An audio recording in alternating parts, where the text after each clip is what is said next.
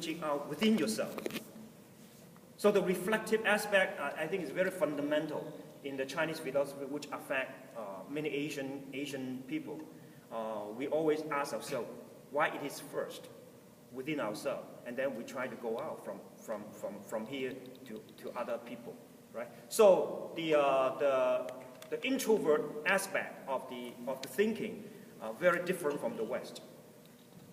Right or wrong, I'm not questioning it. It's just the way we think about things are very different. Okay, because as I mentioned to you, at that time, most of the principle, the rule of law only applied to the kings and queens and prince and all those people. So for the common people, they don't have much a moral code to follow, right? So in like 2,500 years ago, the rules are very fragmented. So what Confucius does is he formulates different moral code, different lines of relationship among people, so that people can behave properly. Okay. Whether you like it or not is a different story, but at least he's trying to establish a moral standard that for people to follow. Right? So in that sense, it's very important. And because of that order, which have certain practical value for the kings, okay? Well, the kings think, wow, if the people conform to that rule, that is easy to govern, right? So as a result, the kings really try to advocate the principle of the Confucianism, and then try to implement it and make it more practical for the common people to follow. And as a result, in many dynasties throughout China, that Confucianism is encouraged and promoted, and as a result, become much more popular over time. But as times go by, there are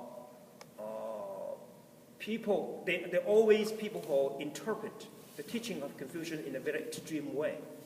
Like in the Bible, you have a more liberal interpretation of the Bible, but in some group of people, they are more fundamentalist. Right? So, and there will be conflict. And those fundamentalists are really strict to the rule. Okay? And that, of course, creates problem, because if you interpret Confucius' teaching very strict sense, then it can be very problematic. Right? So, and that already caused some problem in China, because there are a lot of baggages.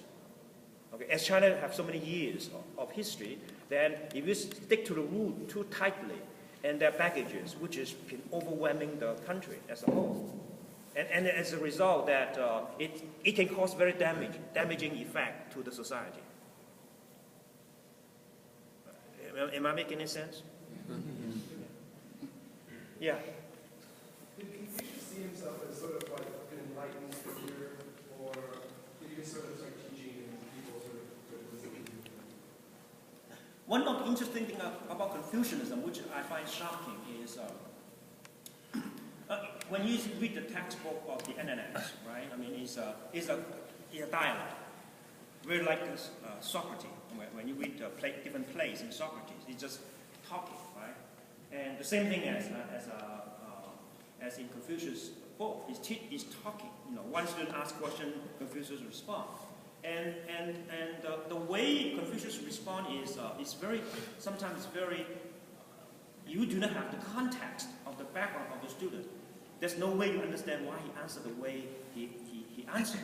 Because Confucius addressed the question that the student raised in a very particular way, particular to the student's background. Okay, so a student asked, what's humanity? Then he say, depend on student's background. He asked the question in a way that relates to the student's background, rather than in a general abstract sense, okay, that everybody understands. He doesn't do that.